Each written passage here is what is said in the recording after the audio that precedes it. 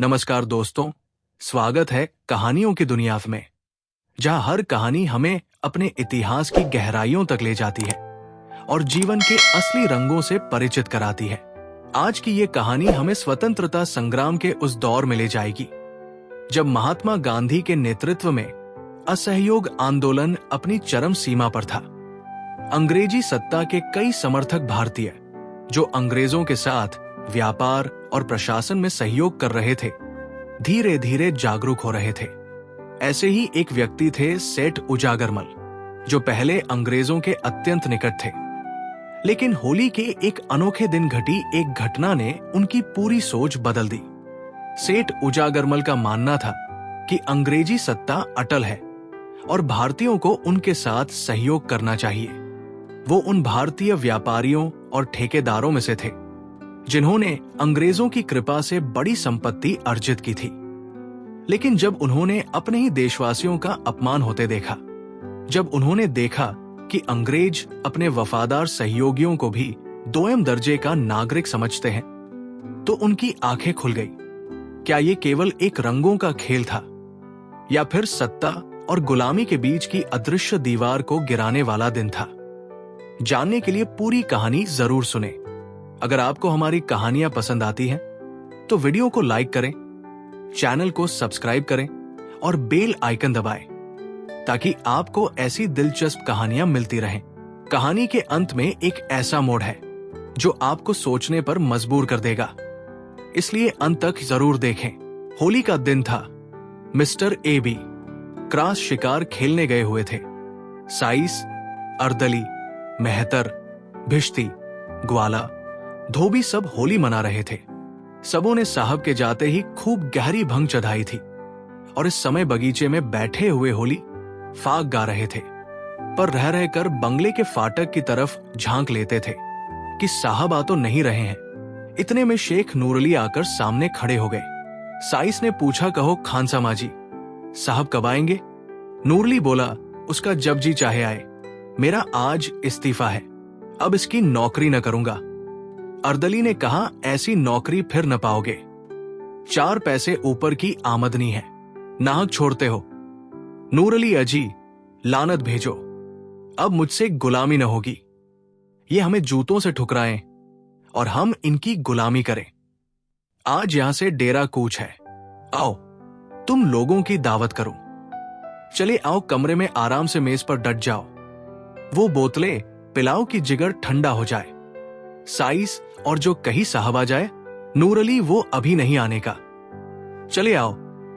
साहबों के नौकर प्राय शराबी होते हैं। जिस दिन से साहब के यहां गुलामी लिखाई, उसी दिन से ये बला उनके सिर पर जाती है। जब मालिक स्वयं बोतल की बोतल उड़ेल जाता हो, तो भला नौकर क्यों चूकने लगे? ये निमंत्रण पाकर सबके सब खिल उठे। भंग का नशा चढ़ा ही हुआ था। ढोल मंजीरे छोड़ छाड़ कर नूरअली के साथ चले और साहब के खाने के कमरे में कुर्सियों पर आ बैठे। नूरअली ने हैविस्की की बोतल खोलकर ग्लास भरे और चारों ने चढ़ाना शुरू कर दिया। ठर्रा पीने वालों ने जब ये मजेदार चीजें पाई तो ग्लास लुढ़काने लगे। खानसामा भी उत्तेजित करता जाता था। जरा देर में सबों के सिर फिर गए, भय जाता रहा। एक ने होली छेड़ी, दूसरे ने सुर मिलाया, गाना होने लगा। नूरअली ने ढोलम जीरा लाकर रख दिया। वहीं मजलिस जम गई। गाते गाते एक उठकर नाचने लगा, दूसरा उठा, यहां तक कि सबके सब कमरे में चौकड़ियां भरने लगे। हुहक मचने लगा। कबीर, फाग, चौताल, गाली गलौज, मारपीट बारी बारी सबका नंबर आया। सब ऐसे निडर हो गए थे मानो अपने घर में है। कुर्सियां उलट गई, दीवारों पर की तस्वीरें टूट गई।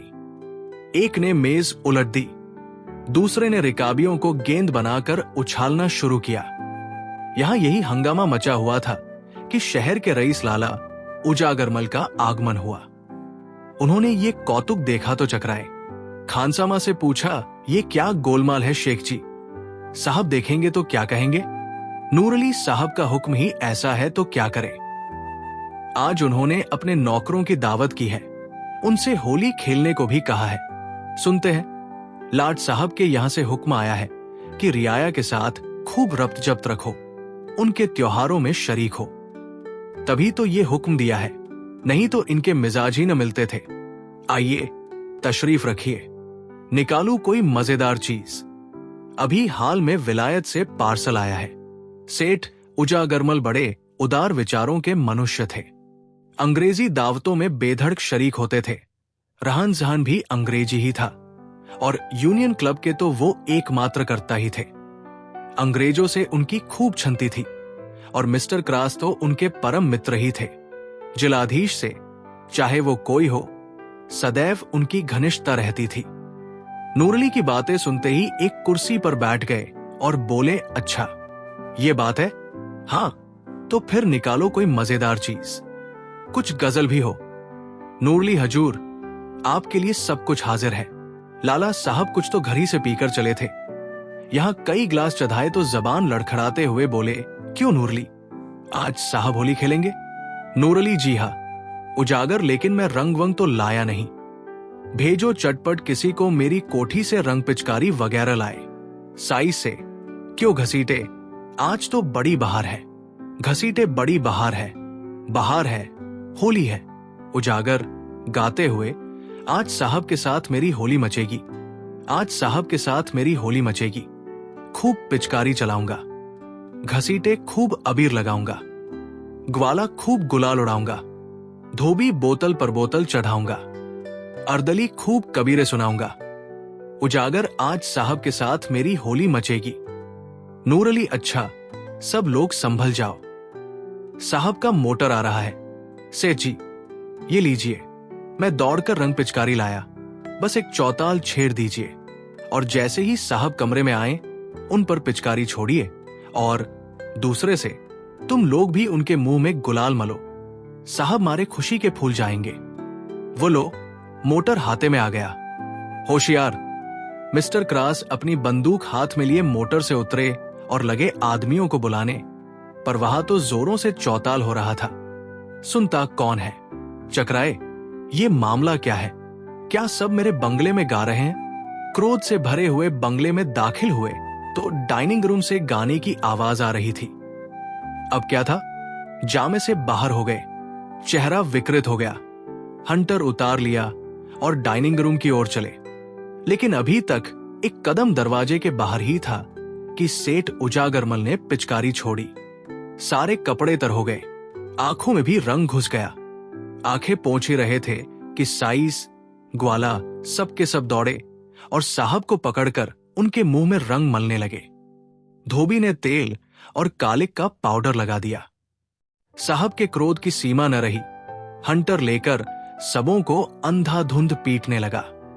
बेचारे सोचे हुए थे कि साहब खुश होकर इनाम देंगे। हंटर पड़े तो नशा हिरन हो गया, कोई इधर भागा, कोई उधर। सेठ उजागरमल ने ये रंग देखा तो ताड़ गए कि नूरली ने झांसा दिया। एक कोने में दबक रहे। जब कमरा नौकरों से खाली हो गया तो साहब उनकी ओर बढ़े। लाला साहब के होश उड़ गए, तेजी से कमरे के बाहर निकले और सिर पर पैर रखकर बेतहाशा भागे। साहब उनके पीछे दौड़े। सेठ जी की फिटन फाटक पर खड़ी थी।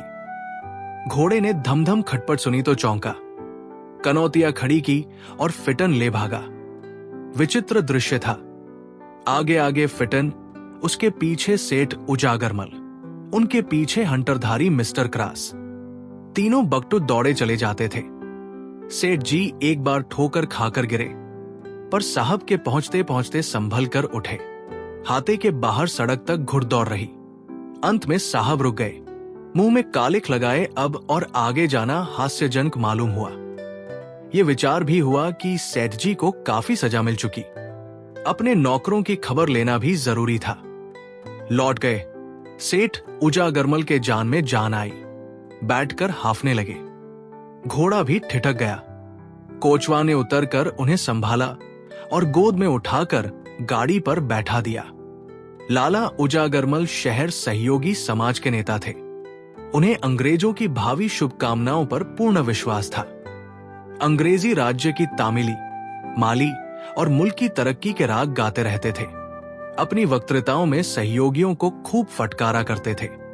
अंग्रेजों में इधर उनका आदर सम्मान विशेष रूप से होने लगा था। कई बड़े बड़े ठेके जो पहले अंग्रेज ठेकेदारों ही को मिला करते थे उन्हें दिए गए थे। सहयोग ने उनके मान और धन को खूब बढ़ाया था। अतएव मुंह से चाहे वो असहयोग की कितनी ही निंदा करे, पर मन में उसकी उन्नति चाहते थे। उन्हें यकीन था कि असहयोग एक हवा है, जब तक चलती रहे उसमें अपने गीले कपड़े सुखा ले। वो असहयोगियों के कृत्यों का खूब बढ़ा बढ़ा कर बयान किया करते थे और अधिकारियों के कृत्यों को इन गड़ी हुई बातों पर विश्वास करते देखकर दिल में उन पर खूब हंसते थे। ज्यों-ज्यों सम्मान बढ़ता था, उनका आत्माभिमान भी बढ़ता था। वो अब पहले की भांति भीरू न थे। गाड़ी पर बैठे और जरा सांस फूलना बंद हुआ तो इस घटना की विवेचना करने लगे। अवश्य नूरली ने मुझे धोखा दिया, उसकी असहयोगियों से भी मिलीभगत है।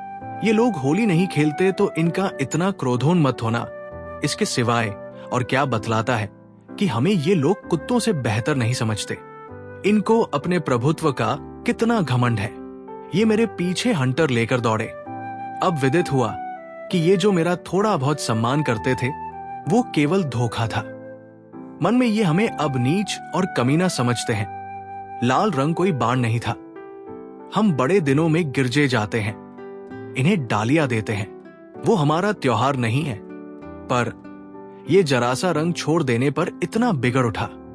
हाँ, इतना अपमान। मुझे उसके सामने ताल ठोक कर खड़ा हो जाना चाहिए था। भागना कायरता थी। इसी से ये सब शेर हो जाते हैं। कोई संदेह नहीं कि ये सब हमें मिलाकर असहयोगियों को दबाना चाहते हैं। इनकी ये विनयशीलता और सज्जनता केवल अपना मतलब गांठने के लिए है। इनकी निरंकुशता, इतना गर्व वही है, जरा भी अंतर नहीं। सेठ जी के हृदयगत भावों ने उग्र रूप धारण किया। मेरी ये अधोक्ति अपने अपमान की याद रह रहकर उनके चित्त को विह्वल कर रही थी। ये मेरे सहयोग का फल है। मैं इसी योग्य हूं। मैं उनकी सौहार्दपूर्ण बातें सुन सुन फूला न समाता था। मेरी मंद बुद्धि को इतना भी न सूझता था कि स्वाधीन और पराधीन में कोई मेल नहीं हो सकता। मैं असहयोगियों की उदासीनता पर हंसता था। अब मालूम हुआ कि वे हास्यास्पद नहीं हैं। मैं स्वयं निंदनीय हूं। वो अपने घर न जाकर सीधे कांग्रेस कमेटी के कार्यालय की ओर लपके। वहां पहुंचे तो एक विराट सभा देखी। कमेटी ने शहर में छूत-छूत, छोटे बड़े सबको होली का आनंद मनाने के लिए निमंत्रित किया। हिंदू मुसलमान साथ साथ बैठे हुए प्रेम से होली खेल रहे थे। फलभोज का भी प्रबंध किया गया था। इस समय व्याख्यान हो रहा था। सेठ जी गाड़ी से तो उतरे, पर सभा स्थल में जाते संकोच होता था। ठिठकते हुए धीरे से जाकर एक ओर खड़े हो गए। उन्हें देखकर लोग चौंक पड़े। सबके सब विस्मित होकर उनकी ओर ताकने लगे। ये खुशामदियों के आचार्य आज यहां कैसे भूल पड़े? इन्हें तो किसी सहयोगी सभा में राजभक्ति का प्रस्ताव पास करना चाहिए था। शायद भेद लेने आए हैं कि ये लोग क्या कर रहे हैं। उन्हें चिढ़ाने के लिए लोगों ने कहा कांग्रेस की जय, उजागरमल ने उच्च स्वर से कहा असहयोग की जय, फिर ध्वनि हुई खुशामदियों की क्षय। सेठ जी ने उच्च स्वर से कहा जी हुजूरों की क्षय। ये कहकर वो समस्त उपस्थित जनों को विस्मय में डालते हुए मंच पर जा पहुंचे और गंभीर भाव से बोले, सज्जनों, मित्रों, मैंने अब तक आपसे असहयोग किया था, उसे क्षमा कीजिए। सच्चे दिल से आपसे क्षमा मांगता हूं। मुझे घर का भेदी, जासूस या विभीषण न समझिए। आज मेरी आंखों के सामने से पर्दा हट गया। आज इस पवित्र प्रेमी होली के दिन मैं आपसे प्रेमालिंगन करने आया हूं। अपनी विशाल उदारता का आचरण कीजिए। आपसे द्रोह करने का आज मुझे दंड मिल गया। जिलाधीश ने आज मेरा घोर अपमान किया। मैं वहां से हंटरों की मार खाकर आपकी शरण आया हूं। मैं देश का द्रोही था, जाति का शत्रु था।